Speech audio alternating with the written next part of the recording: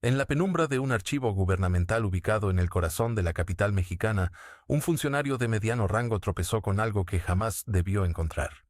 Era el final de un turno nocturno cuando sus dedos rozaron una carpeta marcada con sellos color carmesí que advertían sobre su naturaleza clasificada. El documento, fechado varios años antes de que el actual mandatario asumiera el poder, contenía análisis de inteligencia, evaluaciones psicológicas y proyecciones políticas que parecían predecir con escalofriante precisión cada movimiento, cada declaración, cada giro estratégico de quien eventualmente se convertiría en el presidente de México. Aquel hombre, cuyo nombre prefiere mantenerse en las sombras, fotografió las páginas con manos temblorosas, consciente de que lo que tenía frente a sus ojos podría reescribir la narrativa oficial de cómo llegó al poder uno de los líderes más controvertidos de la historia reciente del país.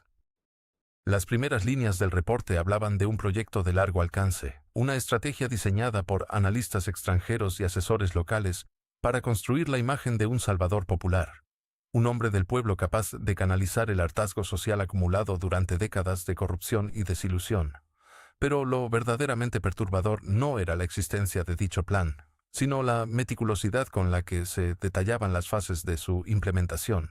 Como si cada discurso, cada promesa, cada confrontación mediática hubiera sido coreografiada con años de anticipación. El documento sugería conexiones inquietantes con grupos de interés, tanto nacionales como internacionales, vínculos financieros nunca revelados públicamente y acuerdos secretos sellados en habitaciones donde jamás penetró una cámara. 3 semanas después de aquella noche, el funcionario desapareció sin dejar rastro. Su familia presentó denuncias que se archivaron con sospechosa rapidez. Sus colegas recibieron instrucciones de no mencionar su nombre. Sin embargo, las copias de esos documentos ya circulaban en círculos clandestinos, pasando de mano en mano entre periodistas valientes, activistas comprometidos y académicos dispuestos a arriesgar su reputación por revelar lo que consideraban una verdad que México necesitaba conocer. ¿Qué contenían exactamente esas páginas que alguien estaba dispuesto a borrar vidas enteras para mantenerlas ocultas? El funcionario sintió cómo sus manos temblaban mientras sostenía aquellas páginas que desprendían un olor a secreto guardado durante demasiado tiempo. Lo que había comenzado como una revisión rutinaria de archivos antiguos se transformó en el descubrimiento más perturbador de su carrera. Las luces fluorescentes del sótano del edificio gubernamental parpadeaban como si ellas mismas sintieran la gravedad de lo que estaba siendo revelado después de años de silencio institucional. Los primeros folios contenían un análisis detallado elaborado por una agencia de inteligencia cuyo nombre había sido parcialmente redactado con tinta negra espesa. Sin embargo, el sello en la esquina superior derecha resultaba inconfundible para cualquiera familiarizado con las estructuras de seguridad nacional. El documento principal llevaba la fecha del 22 de noviembre de 2011, varios años antes de que el político en cuestión alcanzara la posición más alta del país. La precisión de las proyecciones resultaba escalofriante. Cada movimiento político, cada alianza estratégica, cada discurso que resonaría años después en las plazas públicas, ya estaba anticipado con una exactitud que desafiaba la lógica del azar. Lo verdaderamente inquietante emergía en la tercera sección del expediente. Allí se detallaban reuniones que supuestamente nunca ocurrieron, encuentros en residencias privadas de la Ciudad de México durante las madrugadas del invierno de 2010. Los nombres de los asistentes habían sido cuidadosamente ocultados, pero las descripciones físicas y los roles políticos resultaban suficientemente específicos como para identificar a figuras que posteriormente ocuparían posiciones clave en el gabinete presidencial. Uno de los informes mencionaba una casa en la colonia San Ángel, una propiedad colonial con muros gruesos y ventanas que daban a un jardín interior donde nadie podía escuchar las conversaciones que allí se desarrollaban. El funcionario había trabajado durante 16 años en aquellas oficinas sin encontrar jamás algo similar. Conocía los protocolos, sabía que ciertos documentos existían en un limbo burocrático donde la clasificación oficial y la realidad divergían peligrosamente. Pero esto era diferente. Esto era la evidencia de que alguien dentro de las estructuras de poder había diseñado un mapa del futuro político con años de anticipación, y que ese mapa se había cumplido con una precisión matemática. En la página 17 apareció un nombre que heló la sangre del lector nocturno. Roberto Casillas Mendoza, analista senior de la Secretaría de Gobernación, había sido el principal responsable de compilar aquella información. Su firma autógrafa aparecía al pie de varios memorandos internos.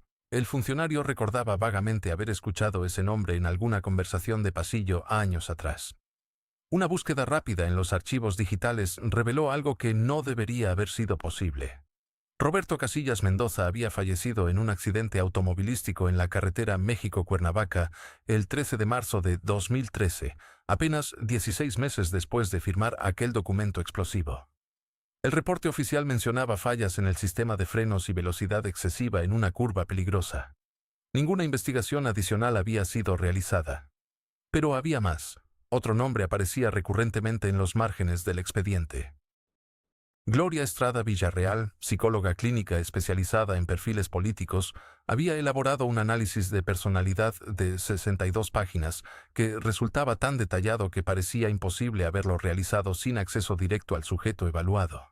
Describía patrones de comportamiento, reacciones emocionales ante situaciones de presión, estrategias de manipulación retórica y vulnerabilidades psicológicas que podrían ser explotadas o protegidas según conviniera. La doctora Estrada había desaparecido en circunstancias nunca aclaradas durante un viaje a Monterrey en mayo de 2014. Su automóvil fue encontrado abandonado en un estacionamiento del aeropuerto. Nunca se localizó su cuerpo. Nunca se presentó denuncia formal por parte de su familia, lo cual en sí mismo constituía una anomalía escalofriante.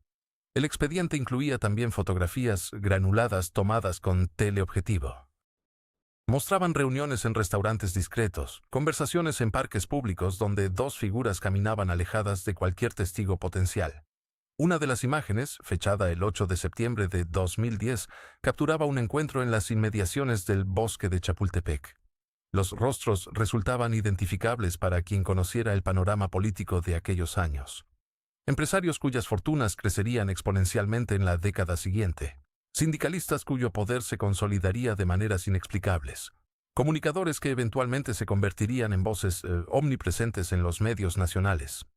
Un memorando interno, redactado con la frialdad característica de los documentos de inteligencia, advertía sobre la necesidad de mantener aquella información fuera del alcance de otras agencias gubernamentales.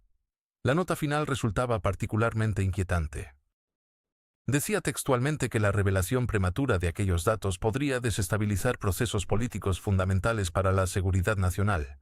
No especificaba cuáles procesos ni de qué manera se garantizaría el silencio institucional. El funcionario fotografió cada página con su teléfono celular, consciente de que estaba cruzando una línea que no admitía retorno. Sus manos sudaban mientras el flash iluminaba brevemente aquellos secretos que alguien había decidido enterrar en los sótanos de la burocracia mexicana.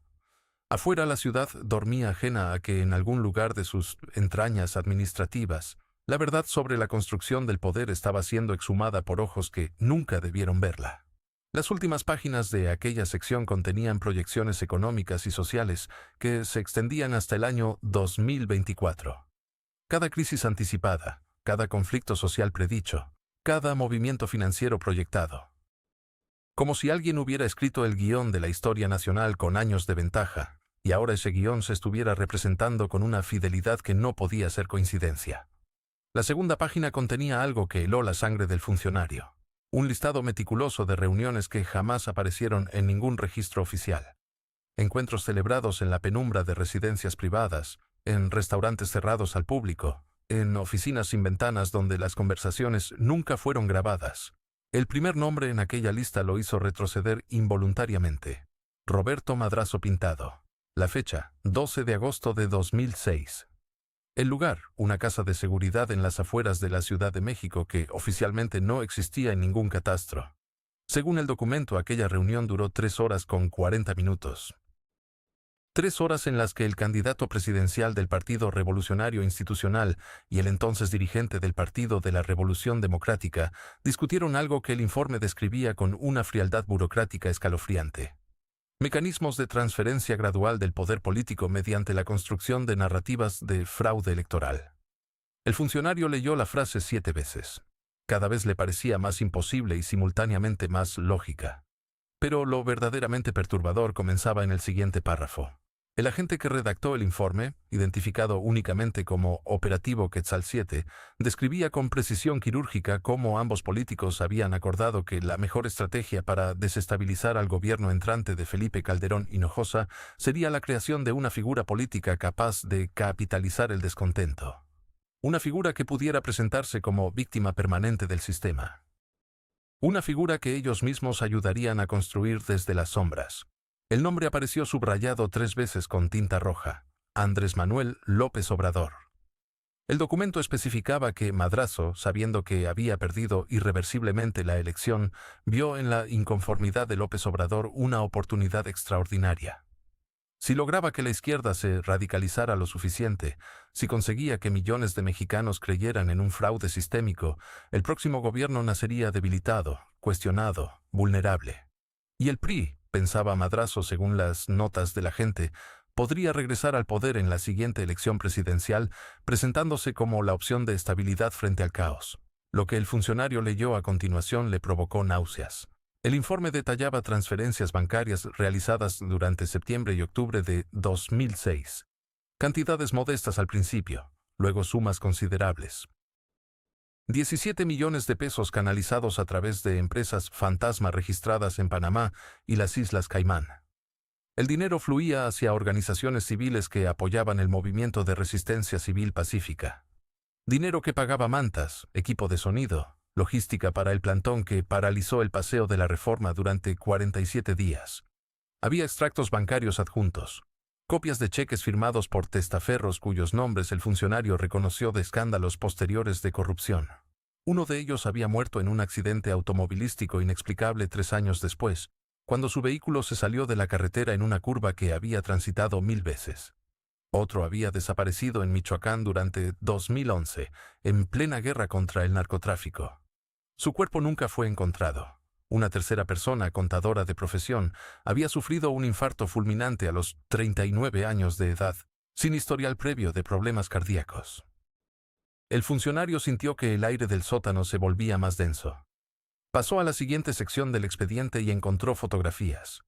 Imágenes granuladas, tomadas con teleobjetivo, que mostraban a hombres reuniéndose en estacionamientos vacíos, intercambiando sobres Manila, subiendo a vehículos con placas que el informe identificaba como registradas a nombre de funcionarios de la Secretaría de Gobernación. Una de las fotografías, fechada el 23 de noviembre de 2006, mostraba a un hombre alto, de complexión robusta, entregando un maletín a otro individuo frente a un hotel del centro histórico. El pie de foto indicaba entrega de material de inteligencia sobre vulnerabilidades de seguridad en torno al candidato AMLO. Objetivo: generar incidentes controlados que refuercen narrativa de persecución. Había transcripciones de conversaciones telefónicas intervenidas. El funcionario sabía que aquello era ilegal, que ningún juez había autorizado esas escuchas, pero ahí estaban. Diálogos entre operadores políticos discutiendo cómo intensificar la retórica de fraude, cómo mantener la tensión social sin que escalara a violencia real, cómo convertir a López Obrador en un mártir político sin que él mismo supiera quién movía realmente los hilos detrás del escenario. Uno de los diálogos le provocó un escalofrío particular. 2 voces sin identificar, grabadas el 5 de enero de 2007, discutían la necesidad de que López Obrador mantuviera su discurso incendiario durante los siguientes años. Necesitamos que siga siendo la válvula de escape, decía una de las voces, que canalice toda la frustración nacional hacia él. Mientras exista esa figura podemos controlar el descontento. Es predecible, es manejable. La otra voz respondía, ¿y si gana en 2012? Risas. Grabadas en cinta magnética, risas que sonaban huecas y calculadoras.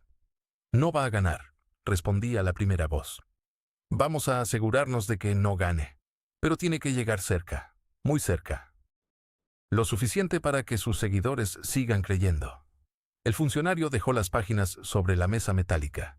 Sus ojos ardían por la mala iluminación y por algo más profundo, algo que tenía que ver con ver el mapa completo de una conspiración que había durado años. Tomó la siguiente hoja. Era un memorándum interno fechado en marzo de 2012, meses antes de la elección presidencial que enfrentaría a López Obrador contra Enrique Peña Nieto. El memorándum llevaba el sello de Confidencial Presidencial y estaba dirigido a un destinatario identificado únicamente como Coordinador General. El texto era breve pero demoledor. Se confirma operación exitosa de desestabilización prolongada. Sujeto objetivo mantiene perfil de oposición funcional al sistema. Recomendación: permitir avance significativo en preferencias electorales, pero implementar mecanismos de contención final en estados clave. Prioridad: mantener percepción de fraude sin evidencia comprobable. Resultado esperado: 6 años adicionales de desgaste controlado de figura política antes de escenario 2018. Alguien había planeado todo con una frialdad que desafiaba cualquier noción de democracia. Alguien había convertido las elecciones en teatro, en un espectáculo donde los actores creían estar luchando por el poder mientras otros, invisibles, escribían el guión desde salas oscurecidas por el secreto de Estado. El funcionario sintió que acababa de tocar algo tan profundo y peligroso que cambiaría su vida para siempre. Y apenas iba por la tercera página de un expediente que contenía 147 más. La casa de seguridad en la colonia Roma Norte había sido desmantelada 3 años después de aquella reunión. Pero los registros de entrada y salida permanecieron archivados en un sótano del edificio de inteligencia civil. Cuando el funcionario logró acceder a esos documentos auxiliares, descubrió algo que transformó por completo la naturaleza de su investigación. Aquella noche del 12 de agosto de 2006 no había sido una reunión bilateral. Había 6 personas en esa habitación sin ventanas, y 2 de ellas murieron en circunstancias extraordinariamente similares antes de que terminara ese año. El primero fue Carlos Salomón Cámara Patrón, empresario yucateco vinculado al sector energético. Falleció el 11 de octubre de 2006 en un aparente accidente automovilístico en la carretera Mérida-Progreso. Su vehículo, un Mercedes blindado, se salió inexplicablemente del camino y terminó estrellándose contra un árbol centenario. Los primeros respondientes notaron algo peculiar. El sistema de frenos había sido desactivado electrónicamente, pero el informe oficial atribuyó la falla a un desperfecto mecánico. La familia exigió una investigación más profunda, pero los medios apenas dedicaron 3 párrafos a su muerte. Demasiado breve para un hombre que había estado presente en aquella reunión secreta apenas 8 semanas antes. El segundo fue Alejandro Martínez Gallardo, analista político y consultor de campañas electorales. Murió el 23 de diciembre de 2006. Suicidio, concluyó el Ministerio Público. Se ahorcó en su departamento de Polanco utilizando un cable de acero que, curiosamente, no pertenecía a ninguno de sus electrodomésticos. Su computadora portátil desapareció de la escena. Su teléfono celular nunca fue encontrado. Su asistente personal declaró que en los días previos Martínez Gallardo había estado particularmente nervioso, revisando constantemente por encima del hombro, haciendo llamadas desde teléfonos públicos. Había mencionado algo a un colega cercano, que tenía información que podría reconfigurar el paisaje político mexicano. 3 días después estaba muerto. El funcionario encontró entre los papeles clasificados una transcripción parcial de aquella reunión de agosto. No era grabación de audio, sino notas tomadas manualmente por alguien que estuvo presente. La caligrafía era apretada, urgente, como si quien escribía temiera que en cualquier momento le arrebataran el cuaderno. Las anotaciones comenzaban a mitad de una conversación ya iniciada. Protocolo de transición, sectores clave. Energía primero, después infraestructura. Control de narrativa fundamental. Prensa regional ya comprometida. Nacional más compleja pero factible. 6 años para consolidar bases. 12 para transformación irreversible. El tiempo del viejo modelo ha terminado. La gente necesita creer en algo diferente aunque sea lo mismo con distinta máscara. El funcionario leyó esas líneas 7 veces. Cada palabra parecía cargada de un significado que trascendía su aparente simplicidad. Transformación irreversible. ¿Qué clase de transformación requería una planificación de 12 años en la clandestinidad? ¿Qué tipo de proyecto necesitaba reuniones secretas donde luego los testigos morían en accidentes inexplicables o suicidios convenientes? Pero había algo más en aquellas páginas que lo perturbó profundamente. Una nota al margen escrita con tinta diferente, agregada quizás días o semanas después. Verificar conexión con Proyecto Tabasco 1988. Mismos actores financieros. Misma metodología de penetración territorial. Diferencia, ahora tienen experiencia. Proyecto Tabasco 1988. El funcionario nunca había escuchado ese nombre. Realizó búsquedas en los archivos digitalizados. Nada. Consultó índices de operaciones clasificadas. Inexistente. Preguntó discretamente a veteranos del servicio de inteligencia. Silencio o miradas incómodas. Hasta que uno de ellos, un hombre de 72 años que había trabajado en contrainteligencia durante los años 80, aceptó hablar con él en el estacionamiento subterráneo de una plaza comercial en Tlalpan. «Ese nombre no debería estar en ningún documento», dijo el anciano con voz quebrada por décadas de tabaquismo. Fue una operación de influencia diseñada para construir lealtades de largo plazo en zonas estratégicas. Tabasco era perfecta. Recursos petroleros, pobreza endémica, población resentida con el centro. Se identificaron líderes locales con carisma y se les proporcionó financiamiento discreto, capacitación política, redes de contacto. No para que ganaran inmediatamente, sino para que construyeran capital político durante años. Era paciente. Metódico. Una inversión a futuro. El anciano tosió, miró alrededor como si las columnas del estacionamiento pudieran tener oídos. El problema fue que funcionó demasiado bien. Uno de aquellos líderes locales comenzó a crecer más allá de lo planificado. Se volvió genuinamente popular. La gente lo seguía no porque se le ordenara, sino porque creía en él.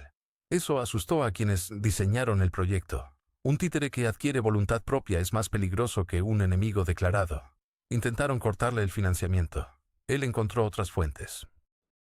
Intentaron desprestigiarlo. La población lo defendió. Al final decidieron que era mejor cooptarlo completamente o destruirlo.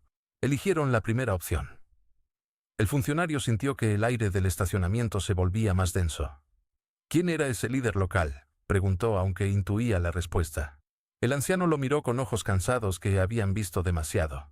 Eso tendrás que descubrirlo tú mismo. Yo ya he dicho más de lo prudente. Solo te advierto algo. Si sigues investigando esto, ten mucho cuidado con quién confías. Los arquitectos de aquella operación siguen activos. Algunos tienen ahora posiciones de enorme influencia. No en el gobierno necesariamente, sino detrás. En fundaciones, en medios, en organizaciones internacionales. Son pacientes, nunca olvidan. Y eliminan cualquier amenaza a sus planes con la misma frialdad con que planean un presupuesto. El anciano se alejó cojeando hacia su automóvil. El funcionario se quedó inmóvil entre las sombras del estacionamiento, con el documento secreto ardiendo metafóricamente en su portafolio. Ahora entendía que aquella reunión de 2006 no había sido el inicio de algo, sino la continuación de un proceso comenzado casi 2 décadas antes. Un proyecto de ingeniería política que había sobrevivido a administraciones, crisis económicas, alternancia partidista. Un proyecto que ahora, al parecer, estaba llegando a su fase de culminación. Y los cadáveres que marcaban su camino apenas comenzaban a acumularse en los márgenes de la historia oficial. El funcionario sintió cómo sus manos temblaban cuando desplegó la página número 17 del registro auxiliar. Los nombres estaban ahí, mecanografiados con letra Courier, la misma tipografía que usaban las máquinas de escribir Olivetti que el servicio de inteligencia importaba de Italia a finales de los años 90. 6 personas habían ingresado a la casa de seguridad aquella noche de agosto. 6 personas que, según la versión oficial, jamás se habían encontrado en el mismo espacio físico. El primero de los nombres era esperado, el segundo también, pero cuando sus ojos recorrieron la lista completa, el aire pareció volverse denso, irrespirable. Había un empresario oriundo de Monterrey cuyo imperio abarcaba medios de comunicación, telecomunicaciones y construcción. Un hombre cuyo rostro aparecía en las páginas de negocios con la regularidad de un reloj suizo, pero cuya presencia en aquella reunión clandestina contradecía cada declaración pública que había hecho durante la siguiente década. Había también un nombre extranjero, registrado con pasaporte diplomático estadounidense, cuya identidad el funcionario tardó 3 días en confirmar a través de contactos en la embajada. El agregado cultural había resultado ser, en realidad, un operativo de la Agencia Central de Inteligencia con experiencia previa en operaciones encubiertas en América Central durante los años 80. Pero fueron los 2 últimos nombres los que transformaron aquella investigación solitaria en algo que podría costarle mucho más que su carrera. Un sindicalista petrolero cuyo poder en aquellos años rivalizaba con el de cualquier gobernador, y cuya muerte súbita en 2019 había sido catalogada oficialmente como infarto fulminante. Y el 6º nombre, escrito con tinta más clara, como si quien lo mecanografió hubiera dudado antes de incluirlo, pertenecía a un general del ejército mexicano, responsable entonces de la seguridad en la zona sur del país, las regiones donde el petróleo brotaba de la tierra y los grupos armados disputaban cada kilómetro de territorio. El funcionario fotografió cada página con su teléfono personal, desactivando previamente el flash y los metadatos de ubicación. Sabía que los archivos digitales dejaban rastros, pero también sabía que el papel podía arder, desaparecer en un descuido conveniente, extraviarse en algún traslado administrativo. Durante las siguientes semanas intentó reconstruir qué había llevado a esas 6 personas tan dispares a reunirse en secreto, meses antes de que las elecciones presidenciales de 2006 desgarraran al país por la mitad. La respuesta comenzó a tomar forma cuando localizó a la viuda del sindicalista petrolero. Vivía ahora en una casa modesta en Villahermosa, lejos del esplendor que había conocido cuando su esposo manejaba presupuestos millonarios y negociaba directamente con secretarios de Estado. La mujer aceptó recibirlo una tarde de lluvia torrencial, de esas que convierten las calles tabasqueñas en ríos color café. Tenía los ojos cansados de alguien que ha llorado todas las lágrimas posibles, y ahora solo queda el peso seco del silencio. Al principio fue cautelosa, esquiva, pero cuando el funcionario mencionó la fecha exacta, el 12 de agosto de 2006, algo cambió en su expresión. Una mezcla de alivio y terror, como si hubiera estado esperando durante años que alguien hiciera las preguntas correctas. Habló durante casi 2 horas, con la voz quebrada en ciertos momentos, firme y furiosa en otros. Su esposo había regresado de aquella reunión transformado, dijo. Había entrado al baño y vomitado durante media hora. No durmió esa noche ni las 3 siguientes. Le confesó, en un momento de debilidad que ella jamás olvidaría, que había presenciado algo que lo obligaba a elegir entre su conciencia y su supervivencia. Informe. Clasificado. Procedencia. Coordinación de Inteligencia Civil. Fecha. 23 de agosto de 2006. Asunto. Seguimiento postoperativo. Se confirma que los 6 participantes de la reunión del día 12 han mantenido protocolo de silencio. El sujeto 4 manifestó resistencia inicial pero aceptó los términos tras conversación privada con el coordinador general. Se recomienda monitoreo permanente de comunicaciones telefónicas de los sujetos 3, 4 y 6. El material fotográfico ha sido resguardado en caja de seguridad código rojo. Acceso restringido a nivel presidencial. El funcionario encontró este documento 3 semanas después de su visita a Villahermosa, oculto entre expedientes de rutina en un archivo que técnicamente ya debía haber sido destruido según los protocolos de depuración documental. Alguien lo había preservado, quizás como seguro de vida, quizás como advertencia para el futuro. El material fotográfico al que hacía referencia jamás apareció en ningún inventario oficial, pero la mención de su existencia confirmaba lo que el funcionario empezaba a sospechar. Aquella reunión no había sido una simple conversación política, un intercambio de opiniones o una negociación electoral. Había sido un pacto, un acuerdo que involucraba recursos, territorios, concesiones. Un arreglo que explicaría decisiones aparentemente contradictorias que se tomarían años después, nombramientos inexplicables, silencios estratégicos, lealtades que desafiaban la lógica política tradicional. El empresario regiomontano había multiplicado su fortuna en los años siguientes, obteniendo concesiones en sectores clave con una facilidad que despertaba murmullos en los círculos financieros, pero nunca investigaciones formales. El general había ascendido en la estructura militar hasta alcanzar posiciones de poder real, controlando presupuestos y operaciones en zonas estratégicas. Y el sindicalista petrolero, antes de su muerte conveniente, había logrado mantener su control sobre el sindicato más poderoso del país a pesar de múltiples intentos de desplazarlo. Todos habían ganado algo aquella noche. Todos menos el pueblo que jamás supo qué se había negociado en su nombre. Qué compromisos se habían sellado. Qué futuro se había decidido sin su conocimiento ni su consentimiento. El funcionario cerró su libreta y observó por la ventana de su oficina el tráfico denso de la Ciudad de México. Se preguntó cuántas reuniones similares habían ocurrido a lo largo de las décadas, cuántos pactos secretos habían moldeado el país que creía conocer. Pero sobre todo se preguntó qué precio tendría que pagar por seguir excavando en un pasado que demasiadas personas poderosas querían mantener enterrado. La respuesta llegaría mucho antes de lo que imaginaba. La casa de seguridad tenía una particularidad arquitectónica que nadie mencionó durante las investigaciones posteriores.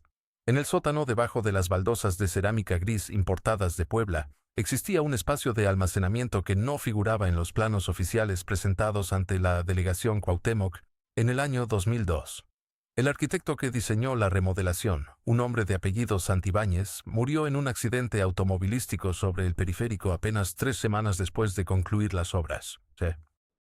Su coche, un Volkswagen Jetta de color azul oscuro, se estrelló contra un muro de contención sin que existieran marcas de frenado. El dictamen forense atribuyó la muerte a un infarto fulminante al volante, aunque la familia siempre sostuvo que Santibáñez gozaba de salud perfecta y acababa de pasar un examen médico para renovar su seguro de vida. En ese espacio oculto bajo el sótano se guardaban documentos que jamás debieron salir del edificio central de inteligencia. Expedientes marcados con la clasificación máxima, carpetas que contenían información tan delicada que ni siquiera los funcionarios de nivel medio tenían autorización para acceder a ellas. Cuando los técnicos finalmente ingresaron al lugar, semanas después de aquella reunión de agosto, encontraron un desorden meticuloso. Alguien había revisado cada archivo, había fotografiado cada página, pero había tenido el cuidado suficiente para dejar todo aparentemente intacto. Solo un detalle los alertó. Las carpetas no estaban ordenadas alfabéticamente como correspondía al sistema de clasificación vigente, sino cronológicamente, como si quien las manipuló hubiera estado buscando una secuencia temporal específica. Entre los documentos revisados había uno particularmente inquietante. Se trataba de un memorándum interno fechado el 12 de marzo de 1994, apenas 21 días antes del asesinato de Luis Donaldo Colosio en Tijuana. El texto mecanografiado en papel membretado del antiguo Centro de Investigación y Seguridad Nacional advertía sobre movimientos financieros irregulares detectados en 3 cuentas bancarias radicadas en las Islas Caimán. Las cuentas pertenecían nominalmente a empresas fantasma registradas en Panamá, pero el análisis de inteligencia había logrado rastrear a los beneficiarios reales. Uno de esos nombres aparecía subrayado con tinta roja. El subrayado era tan intenso que había traspasado el papel, dejando una marca visible en la hoja siguiente. La analista que descubrió este detalle, una mujer de 38 años llamada Patricia Mendoza Ruiz, redactó un informe confidencial que nunca llegó a manos de sus superiores. Patricia tenía 15 años de experiencia en análisis documental y había trabajado en casos sensibles relacionados con narcotráfico y lavado de dinero. Conocía los protocolos, sabía exactamente qué cadena de mando seguir. Sin embargo, el 29 de septiembre del año 2019, Patricia no se presentó a su turno habitual. Su teléfono celular estaba apagado. Su departamento en la colonia del Valle apareció vacío, con señales evidentes de una salida apresurada. La ropa colgaba aún en el armario, el refrigerador contenía alimentos frescos, pero su computadora personal había desaparecido junto con su pasaporte y una maleta de viaje. Las autoridades clasificaron el caso como desaparición voluntaria. Sus colegas nunca creyeron esa versión. El contenido del informe de Patricia se conoció meses después, cuando una copia digital apareció en el escritorio de un periodista de investigación que prefirió mantener el anonimato. El documento revelaba conexiones financieras entre las cuentas detectadas en 1994 y una red de empresas constructoras que obtuvieron contratos millonarios con gobiernos estatales entre 2006 y 2012. Las cifras eran abrumadoras. Más de $250 millones en adjudicaciones directas, sin procesos de licitación pública, sin comparecencias ante organismos de control, sin auditorías independientes. Patricia había trazado un mapa detallado que mostraba cómo el dinero fluía desde las arcas públicas hacia cuentas en paraísos fiscales, para luego regresar al país convertido en inversiones aparentemente legítimas en desarrollos inmobiliarios y proyectos de infraestructura. Uno de los nombres que aparecía recurrentemente en ese flujo financiero pertenecía a un empresario tabasqueño que había amasado una fortuna considerable durante los años 90. Sus negocios abarcaban desde la construcción hasta el sector energético, pasando por bienes raíces en zonas turísticas del Caribe mexicano. Lo verdaderamente perturbador del análisis de Patricia era la identificación de un patrón. Cada vez que surgía una investigación sobre las actividades de este empresario, los fiscales encargados del caso eran transferidos a otras áreas. Los expedientes perdían prioridad o simplemente desaparecían en el laberinto burocrático de la Procuraduría General de la República. En el año 2003, un fiscal federal llamado Ernesto Villegas Ochoa estaba a punto de presentar cargos formales por evasión fiscal y lavado de dinero contra una red de empresas vinculadas a este grupo económico. Villegas había reunido pruebas sólidas, registros bancarios, contratos fraudulentos, testimonios de exempleados dispuestos a declarar. La fecha de presentación de la acusación estaba programada para el 16 de julio. El 14 de julio, Ernesto Villegas fue encontrado muerto en su residencia de Cuernavaca. La escena sugería un suicidio por ahorcamiento. Su familia rechazó categóricamente esa conclusión, argumentando que Villegas era un hombre profundamente religioso que jamás habría considerado quitarse la vida. Además, tenía motivos para estar optimista. Acababa de ser padre por tercera vez y había recibido una propuesta para ascender a subdirector de área. La investigación oficial cerró el caso como suicidio en menos de 2 semanas.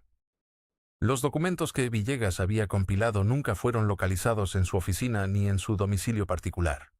Los 6 nombres mecanografiados en la página 17 del registro auxiliar pertenecían a personas que, de una u otra forma, habían estado involucradas en el seguimiento de estas tramas financieras.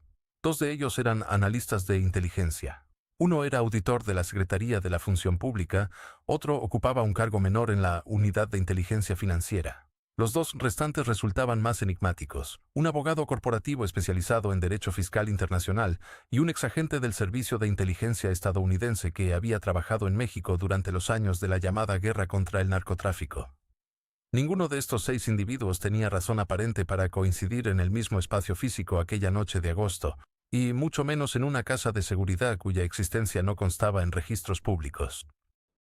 La fotografía llegó al escritorio del corresponsal del diario La Jornada en una tarde de lluvia del mes de octubre del año 2018. Nadie supo quién la dejó allí. La recepcionista juró que ningún mensajero había subido durante su turno, y las cámaras de seguridad del edificio mostraron únicamente un parpadeo extraño en la grabación, como si alguien hubiera manipulado el sistema durante exactamente 4 minutos y medio. El sobre Manila no tenía remitente, solo una inscripción manuscrita con tinta azul que decía: «Para quien tenga el valor de publicarlo». Dentro, la imagen mostraba a un grupo de hombres reunidos alrededor de una mesa larga de caoba. La calidad sugería que había sido tomada con equipamiento profesional, quizás militar. Al fondo, apenas visible entre las sombras, se distinguía el perfil inconfundible de quien entonces ya comenzaba a perfilarse como el próximo presidente de México. El periodista que recibió ese material, un veterano de 52 años llamado Rodrigo Maldonado Cervantes, guardó la fotografía en su cajón personal durante 3 días antes de mostrarla a alguien. Años después, en una conversación grabada clandestinamente en un café de la colonia Roma, confesaría que algo en esa imagen le provocó un miedo visceral que no había experimentado ni cubriendo las fosas de Ayotzinapa. Cuando finalmente decidió investigar, comenzó por lo más obvio: identificar el lugar donde fue tomada. Los detalles arquitectónicos del fondo, una lámpara de cristal cortado con un diseño particular y un cuadro colonial enmarcado en oro viejo, le permitieron localizar la habitación. Era el salón privado de un hotel boutique en la zona de Polanco, un establecimiento que aparecía registrado bajo el nombre de una empresa fantasma con domicilio fiscal en las Islas Vírgenes Británicas. Los registros del hotel habían sido borrados, no solo los digitales, también los físicos. El gerente, un hombre nervioso de apellido Uriarte, le explicó a Maldonado que un incendio fortuito había destruido todos los archivos del año 2015 al 2017. Sin embargo, una camarera que trabajaba en el turno nocturno recordaba aquella reunión. Recordaba sobre todo que los hombres hablaban en voz baja y que uno de ellos llevaba un maletín de cuero negro que nunca soltó. Recordaba también que al día siguiente le ordenaron no volver a limpiar ese salón durante una semana completa y que cuando finalmente le permitieron entrar, todo había sido retirado, incluso la alfombra persa que cubría el piso de madera. Maldonado amplió la fotografía utilizando software especializado. En una esquina de la mesa distinguió documentos dispersos. Uno de ellos mostraba un sello visible, la insignia del Departamento de Estado de los Estados Unidos. Otro parecía ser un informe con el membrete del Centro de Investigación y Seguridad Nacional de México, una dependencia que pocos ciudadanos conocen pero que maneja información clasificada sobre amenazas internas. La fecha visible en uno de los papeles correspondía al 28 de febrero del año 2016, exactamente 2 años antes de las elecciones presidenciales que cambiarían el rumbo político del país. El periodista intentó contactar a cada uno de los hombres identificables en la imagen. 5 de ellos. El primero, un exfuncionario de la Secretaría de Gobernación, se negó a hacer declaraciones y colgó el teléfono inmediatamente. El segundo, un empresario vinculado a la industria energética, aceptó reunirse pero nunca apareció en el lugar acordado. Su secretaria informó después que había viajado intempestivamente a España por motivos personales. El tercero, un académico especializado en seguridad nacional, respondió con una única frase: "No sé de qué me habla y le sugiero que no siga con esto". El cuarto estaba muerto.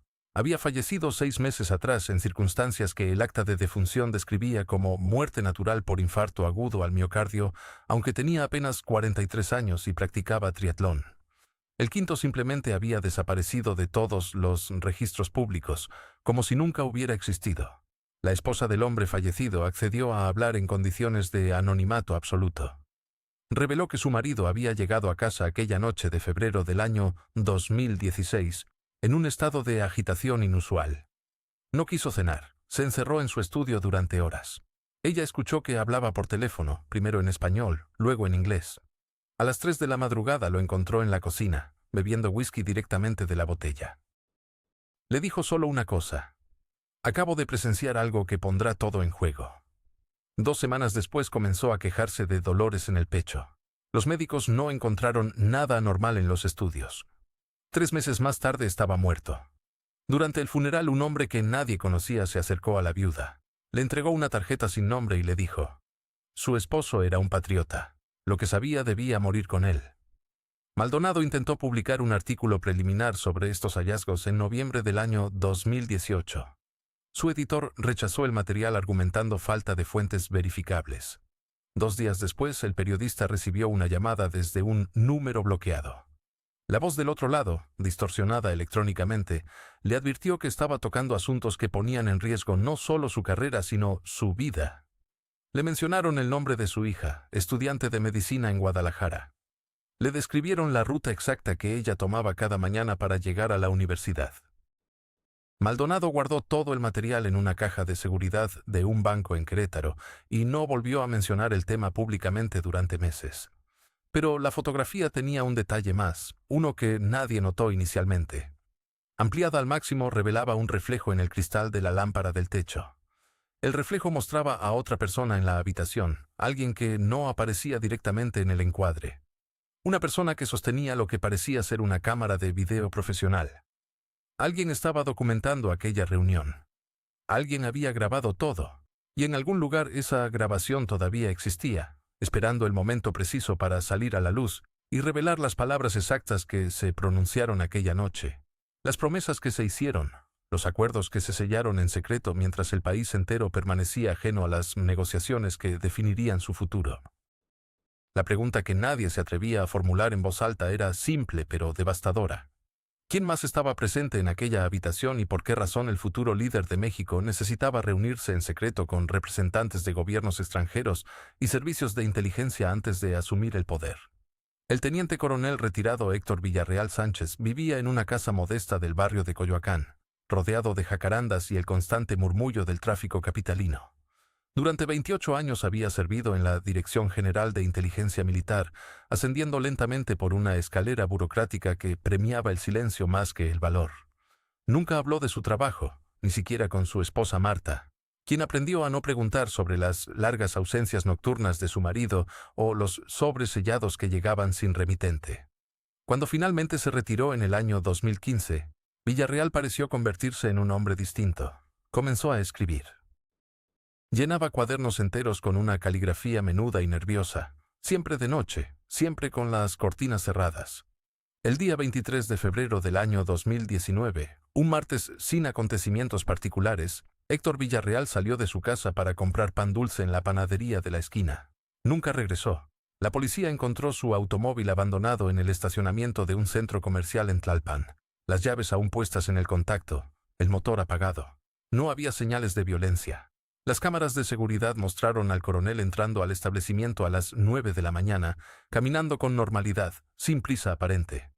Después simplemente desapareció, como si la tierra lo hubiera tragado. Lo que las autoridades no encontraron porque nunca supieron buscarlo fue la caja de zapatos escondida en el falso techo del baño de la casa Villarreal. Marta la descubrió 3 semanas después de la desaparición, mientras buscaba documentos del seguro. Dentro había 19 cuadernos manuscritos, 273 fotografías y un dispositivo USB envuelto en plástico negro. Marta no lo abrió de inmediato. Sintió miedo, un miedo visceral que le recordó las noches en que su marido despertaba gritando, empapado en sudor, murmurando nombres que ella no reconocía. Pasaron 2 meses antes de que entregara ese material a su sobrino Rodrigo, estudiante de periodismo en la Universidad Autónoma Metropolitana. El joven tardó una semana completa en revisar todo. Cuando finalmente llamó a su tía, su voz temblaba tanto que Marta apenas pudo entenderlo.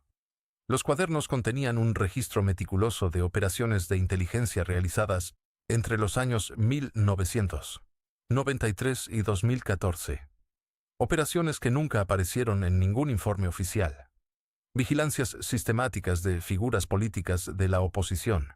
Infiltración de movimientos sociales. Seguimiento de periodistas considerados problemáticos. Y en el centro de todo, como el eje de una rueda invisible, un expediente particularmente voluminoso dedicado a un solo individuo. El expediente comenzaba en el año 2000, cuando el sujeto aún era jefe de gobierno de la Ciudad de México. Las notas de Villarreal describían con precisión quirúrgica cada reunión del entonces mandatario capitalino. Cada viaje fuera de la ciudad, cada contacto considerado irregular. Había fotografías de encuentros nocturnos en restaurantes discretos, transcripciones de conversaciones telefónicas obtenidas mediante métodos que Villarreal nunca especificaba pero que resultaban obvios por su precisión. El coronel había documentado también los vínculos financieros de diversos colaboradores cercanos, rastreando transferencias bancarias que fluían desde cuentas en Panamá hacia fundaciones mexicanas con nombres anodinos. Uno de los cuadernos estaba dedicado enteramente a un episodio ocurrido en marzo del año 2003. Villarreal describía una reunión secreta sostenida en una residencia privada de las Lomas de Chapultepec. Asistieron 6 personas cuyas identidades el coronel codificaba mediante letras. El objetivo del encuentro, según sus anotaciones, era coordinar una estrategia de largo alcance para garantizar que ciertos actores políticos mantuvieran influencia sobre instituciones clave del Estado mexicano, sin importar quién ocupara la presidencia. Villarreal escribió textualmente que escuchó hablar de crear estructuras paralelas de poder, redes que operarían en las sombras, protegidas por la opacidad burocrática y la complicidad de funcionarios colocados estratégicamente. El dispositivo USB contenía archivos de audio. Rodrigo necesitó conseguir software especializado para recuperarlos, porque estaban parcialmente corruptos, como si alguien hubiera intentado borrarlos y después se hubiera arrepentido. Las grabaciones eran fragmentarias, interrumpidas por silencios y estática, pero en varios segmentos se escuchaban voces masculinas discutiendo sobre presupuestos ocultos, sobre la necesidad de mantener vigilados a periodistas específicos, sobre cómo neutralizar investigaciones incómodas sin recurrir a métodos que dejaran huellas evidentes. Una de las voces, según la transcripción que Villarreal había preparado, pertenecía a un alto funcionario de la Secretaría de Gobernación. Otra era la de un empresario cuyo nombre aparecía frecuentemente en los escándalos financieros de aquellos años. Pero lo más perturbador estaba en el último cuaderno. Villarreal había escrito allí algo que parecía más una confesión que un informe. Admitía que durante años había seguido órdenes sin cuestionarlas, convencido de que protegía la estabilidad del país. Sin embargo, gradualmente comenzó a entender que las operaciones no buscaban defender al Estado, sino preservar los intereses de un grupo reducido de individuos que habían convertido las instituciones en instrumentos privados. El coronel escribió que en el año 2012 recibió instrucciones explícitas de fabricar evidencia comprometedora contra varios candidatos presidenciales. Se negó. Fue entonces cuando comenzaron las amenazas sutiles, las llamadas nocturnas, los seguimientos que él mismo reconocía inmediatamente por ser las mismas técnicas que había empleado durante décadas. Rodrigo intentó publicar la información. Contactó a 3 medios importantes. Todos rechazaron el material. Demasiado delicado, dijeron. Imposible de verificar, argumentaron. Uno de los editores le confesó fuera de cámara que publicar eso equivalía a firmar una sentencia de muerte profesional. Entonces el joven periodista tomó una decisión arriesgada.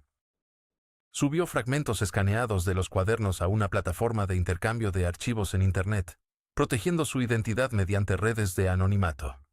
En cuestión de horas los documentos habían sido descargados miles de veces. La reacción fue inmediata y brutal. El sitio fue dado de baja mediante una orden judicial que argumentaba violación de secretos de Estado. Rodrigo recibió una citación de la Fiscalía General, su computadora fue confiscada. Y entonces comenzaron los accidentes. Un amigo suyo que había ayudado con las transcripciones sufrió un asalto violento en plena avenida Insurgentes. Sobrevivió, pero perdió la memoria de las últimas semanas.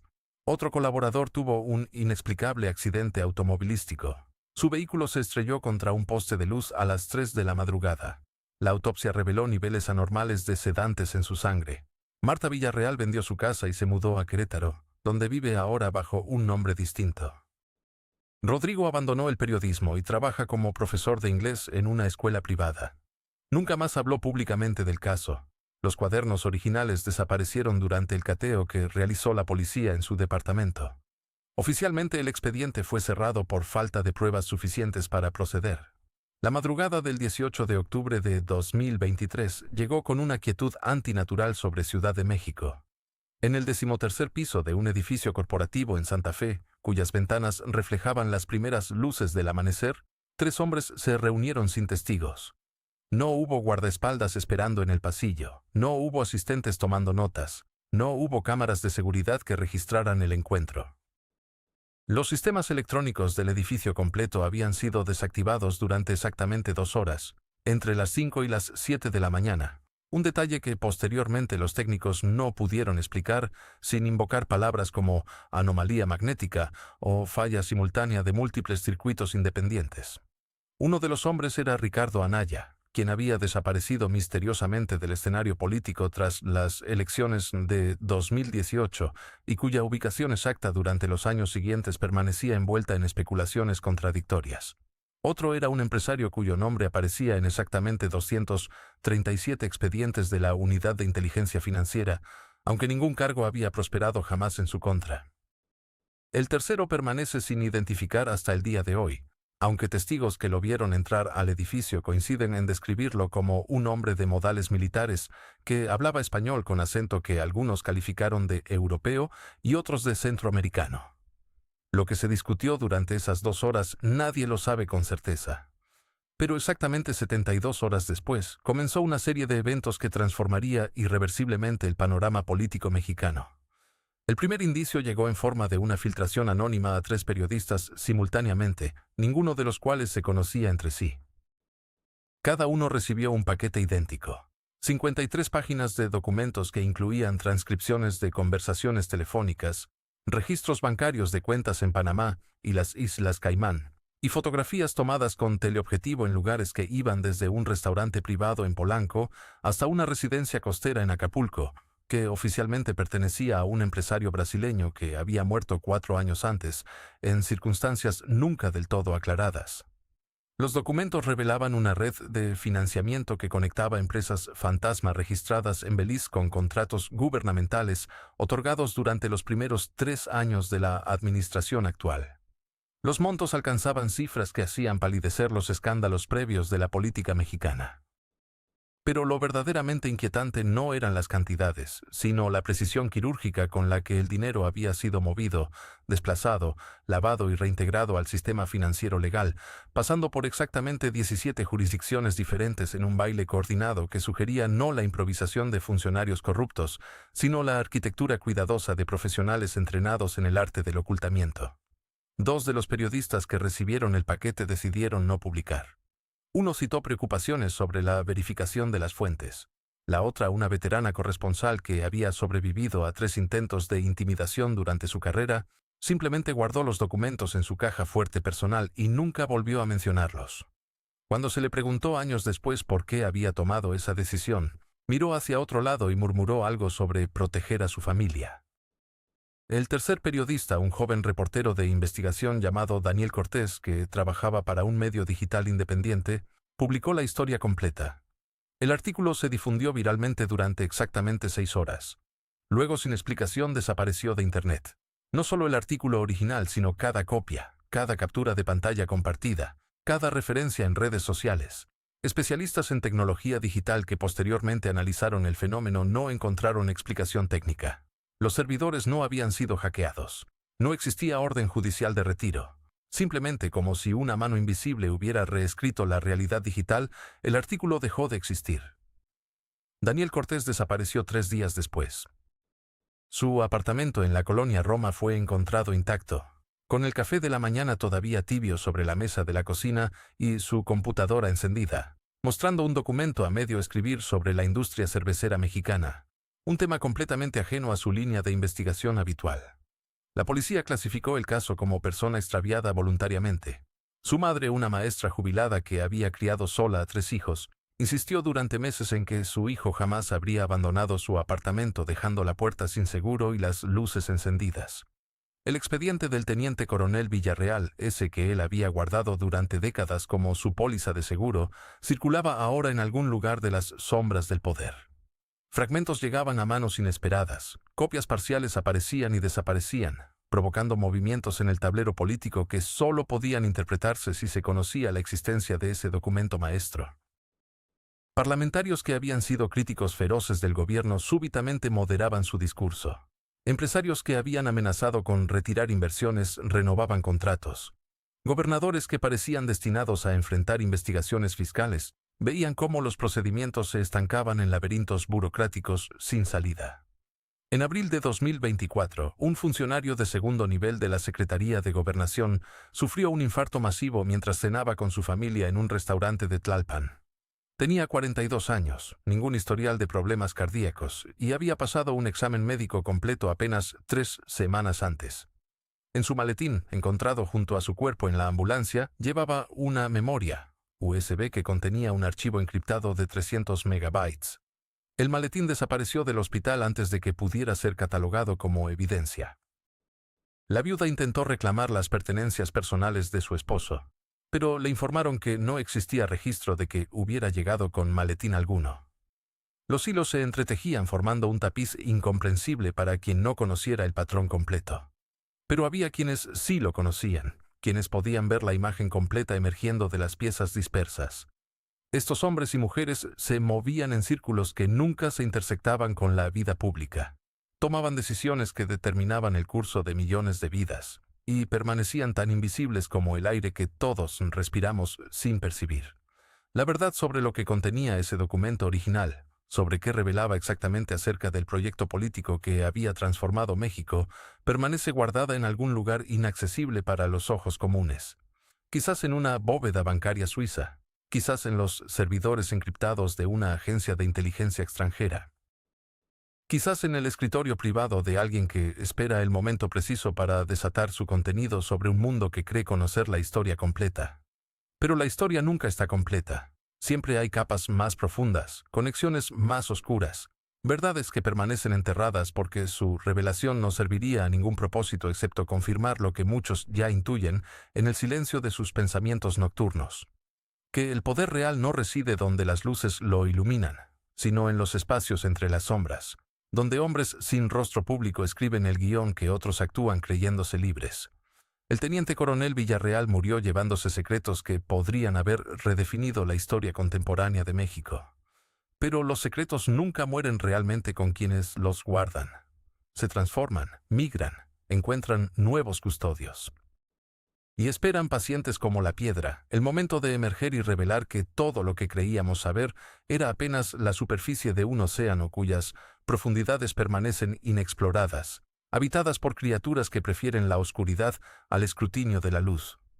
Los archivos quedaron abiertos sobre la mesa de acero inoxidable, bajo la luz fría de una lámpara que apenas iluminaba las esquinas de aquella habitación sin ventanas.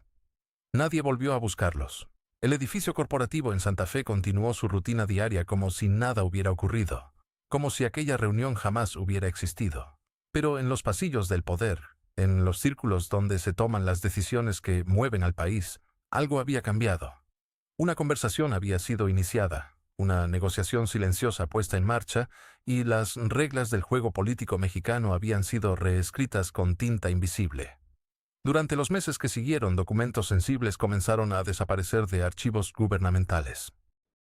No mediante operativos espectaculares ni allanamientos nocturnos, sino con la eficiencia silenciosa de quien conoce exactamente qué buscar y dónde encontrarlo. Empleados de carrera que llevaban décadas en sus puestos fueron reubicados sin explicación. Servidores informáticos experimentaron fallas técnicas inexplicables. Copias de seguridad resultaron corruptas justo cuando alguien intentaba acceder a ellas. Hemos seguido el rastro de este documento fantasma durante meses interminables. Hemos hablado con fuentes que prefieren permanecer en las sombras, con funcionarios que solo hablan bajo condición de anonimato absoluto, con periodistas que guardan información demasiado peligrosa para publicar. Cada pista nos llevó a otra puerta cerrada, cada testimonio agregó una pieza más al rompecabezas sin terminar de revelarnos la imagen completa. Lo que sabemos con certeza es que existe, que ha sido visto por manos que nunca deberían haberlo tocado, que contiene información capaz de redefinir nuestra comprensión del poder en México. Pero la verdad completa permanece clasificada, protegida por capas de negación oficial y silencio estratégico. Quizás nunca conozcamos cada detalle, cada cláusula, cada compromiso registrado en aquellas páginas prohibidas. Quizás sea mejor así. O quizás solo estemos comenzando a entender. Gracias por acompañarnos en esta investigación que desafía las narrativas oficiales y busca las verdades incómodas que otros prefieren enterrar. Si este contenido te ha hecho reflexionar sobre lo que realmente ocurre detrás de los titulares, te invitamos a suscribirte al canal para no perderte futuras investigaciones que continuarán destapando lo que permanece oculto. Déjanos tu opinión en los comentarios, comparte qué piensas sobre estos hallazgos inquietantes, y no olvides dar like para que este trabajo de investigación llegue a más personas que merecen conocer la verdad. Tu participación mantiene viva la búsqueda de respuestas.